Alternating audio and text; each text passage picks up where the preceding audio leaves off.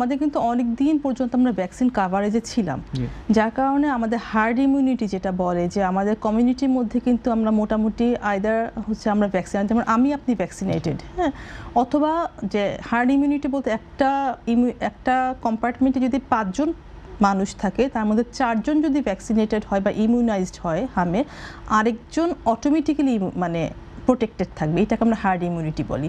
তো সব কিছু মিলিয়ে এতদিন পর্যন্ত হামটা ছিল না। আর এখন যেটা হচ্ছে মাঝখানে আমাদের কিছু ড্রব্যাক আছে, আমাদের কিছু গ্যাপের জন্য হামটা হয়েছে। স্যান্ডেলিনা সো রূপচর্চায় আভিজাত্য। আর 2 নাম্বার ব্যাপারটা হচ্ছে বাচ্চারা তো ভীষণভাবে হচ্ছে কি ইমিউনো কম্প্রোমাইজ, ওদের ইমিউনিটি গ্রো হতে তো সময় লাগে, যার কারণে ইনফেকশনটা বাচ্চাদেরকে ইনফেক্ট করতে এসেছে বেশি। আর 3 নাম্বার আরেকটা কারণ হচ্ছে গিয়ে যদি ফুললি ব্রেস্ট ফিডেড চাইল্ড হয়, প্রথম 6 মাস থেকে 9 মাস পর্যন্ত মায়ের দুধ থেকেও কিছুটা ইমিউনিটি আসে।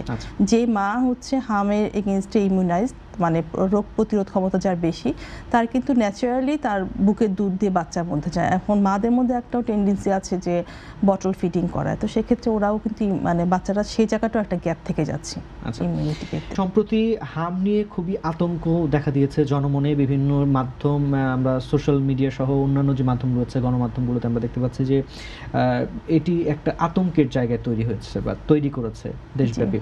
হঠাৎ করে কেন আসলে এটি এত আতঙ্কের জায়গা আসলে দখল করলো, এবং একজন চিকিৎসক হিসেবে কি মনে হয় এর পেছনে কি কি কারণ থাকতে পারে? না, আতঙ্কের কারণ সবচেয়ে বড়টা হচ্ছে আমরা বুঝে ওঠার আগে আমাদের ঢাকাতে যে পরিমাণ হচ্ছে হেলথ ফ্যাসিলিটি, আমাদের ঢাকার বাইরে প্রান্তিক অঞ্চলে কিন্তু অত বেশি নাই।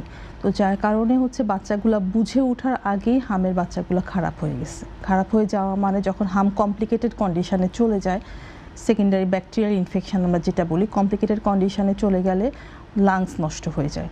তো বেশ কয়েকটা বাচ্চাই এভাবে মারা গেছে। তো মারা যাওয়ার জন্য আসলে আতঙ্কটা, আর মিডিয়া আছে, সবাই তো জিনিস সেটা ফলো আপ অনেক করে, সব কিছু মিলে আতঙ্কটা বেড়ে গেছে। বাট হাম অবশ্যই একটা খারাপ ধরনের অসুখ, কিন্তু প্রথম থেকে সচেতন থাকলে হয়তো ম্যাক্সিমাম বাচ্চাই তো ভালো হয়ে যায়। যে কয়টা হয়তো ভালো হচ্ছে বাচ্চা, এটার কোনো মানে ওইটার বেশি একটা নাই, কিন্তু যে বাচ্চাগুলো মারা যাচ্ছে ওইটাই তো অনেক বেশি মিডিয়াতে প্রচার পায়, যার কারণে আতঙ্কটা বেড়ে গিয়েছে অনেক।